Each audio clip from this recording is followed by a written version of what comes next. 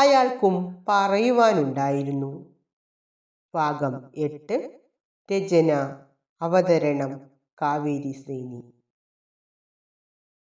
ആകാശ്, നീയോ? നിന്റെ വണ്ടിയിലായിരുന്നോ എൻ്റെ അരവിന്ദേട്ടനെ കൊണ്ടുവന്നത്? ഏതായാലും നന്ദി. ഒരുപാട് തെറ്റുകൾ ചെയ്ത നിനക്ക് ജീവിതത്തിലൊരു നന്മ ചെയ്യാൻ ദൈവം അവസരം നൽകിയതായി കരുതിയാൽ മതി. അതും പറഞ്ഞ് താൻ തിരികെ നടക്കേ. ഒന്ന് നിന്നേ. ആ ശബ്ദം ആകാശിൻ്റേതായിരുന്നു. നിനക്കു മാത്രം പറഞ്ഞാൽ മതിയോ? അഥവാ സ്ത്രീകൾക്കു മാത്രമേ നീതിയുള്ളോ? പുരുഷൻ പറയുമ്പോൾ അത് കേൾക്കാൻ ഇവിടെ ആളില്ലേ? അവന് നീതിയില്ലേ? എന്തു ന്യായം! നീയൊക്കെ കരുതും പോലെ ആകാശിന് പെൺകുട്ടികൾ ഒരു ഹരമായിരുന്നു. പക്ഷെ ഈ നെഞ്ചിൽ ചേർത്ത് വെച്ചത് നിന്നെ മാത്രമായിരുന്നു. ഇനിയും അതങ്ങനെ തന്നെയായിരിക്കും. അതും പറഞ്ഞവൻ കാറുമായി അതിവേഗത്തിൽ പായി. ആ വാക്കുകൾ ഇടിമുഴക്കം പോലെ തൻ്റെ ഉള്ളിൽ മുഴങ്ങിക്കൊണ്ടേയിരുന്നു.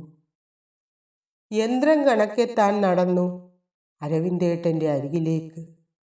അപ്പോഴും അരവിന്ദേട്ടൻ ഉണർന്നിട്ടുണ്ടായിരുന്നില്ല. ഇപ്പോഴും ആകാശ് വിവാഹം കഴിച്ചിട്ടില്ലെന്നോ? തനിക്കായി കാത്തിരിക്കുകയാണെന്നോ? അങ്ങനെയാവില്ല.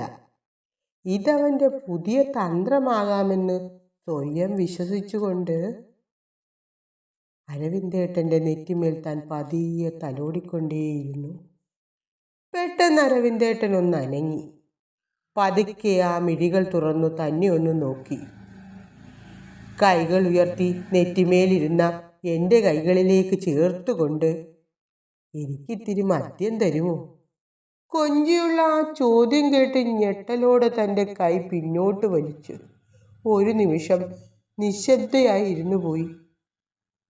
അരവിന്ദേട്ടൻ്റെ സ്വഭാവം ഇത്തിരി പോലും മാറിയിട്ടുണ്ടായിരുന്നില്ല എന്ന തിരിച്ചറിവ് എന്നെ തളർത്തിയെങ്കിലും മദ്യപിക്കാതിരുന്നാൽ അവൻ നല്ലവനാ.